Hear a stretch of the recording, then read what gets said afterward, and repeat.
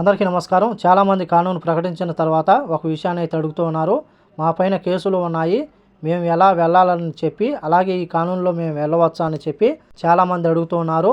Kuwait ఇళ్లలో నుంచి కానీ లేకపోతే మీరు పనిచేస్తూ ఉన్న చోటు నుంచి పారిపోయి ఉంటే ఈ యొక్క కానూనులో మీరు వెళ్లేందుకు అర్హులు. అలాగే మీరు పారిపోయిన తర్వాత ఈ యొక్క యాజమాని దొంగతనం కేసు కానీ పెట్టి ఉంటే ఈ కానూనులో మీరు వెళ్ళలేరని చెప్పి అధికారులు తెలపడం జరిగింది. అలాగే ఈ విషయాన్ని గమనించగలరు. చాలా మంది మనం చూసుకుంటే బ్యాంకు లోన్లు తీసుకున్నా సరే, ఫోన్లో ఈఎంఐలో తీసుకున్నా సరే, ఆ యొక్క ఆర్థిక క్రైమ్ ఏవైతే ఉన్నాయో వాటికి సంబంధించి కేసుల్లో అయినా సరే, అలాగే మీ పైన ట్రావెల్ బ్యాంక్ వాళ్ళు ప్రయాణం నిషేధం ఉంటే కానీ వెళ్లేందుకు వీలు ఉండదని చెప్పి అధికారులు తెలుపుతూ ఉన్నారు.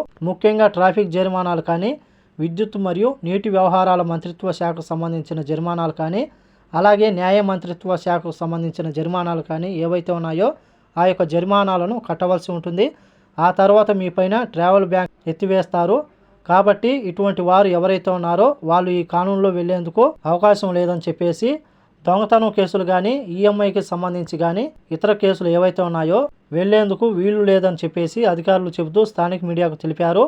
అలాగే పారిపోయిన కేసు ఉంటే అకామా రెన్యువల్ కాకుండా అకామా కొట్టించుకోకుండా ఉంటారు. అటువంటి వారు 1,20,000 నుంచి 1,40,000 ప్రవాసులు ఉన్నారని చెప్పేసి అధికారులు గుర్తించి అధ్యయనం చేసిన తర్వాత వీరి కోసం ఎటువంటి జరిమానా లేకుండా, అలాగే వారికి ఫింగర్ వేయకుండా, అలాగే వారి యొక్క ఫైల్లో బ్లాక్ లిస్ట్లో ఉంచకుండా వాళ్ళు తమ యొక్క దేశాలకు వెళ్ళినా సరే మళ్ళీ కువైట్కు వచ్చేందుకు అవకాశం కల్పిస్తామని చెప్పి అధికారులు తెలిపారు.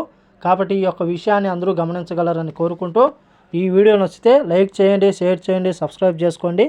నెక్స్ట్ వీడియోలో మళ్ళీ కలుద్దాం. జై హింద్.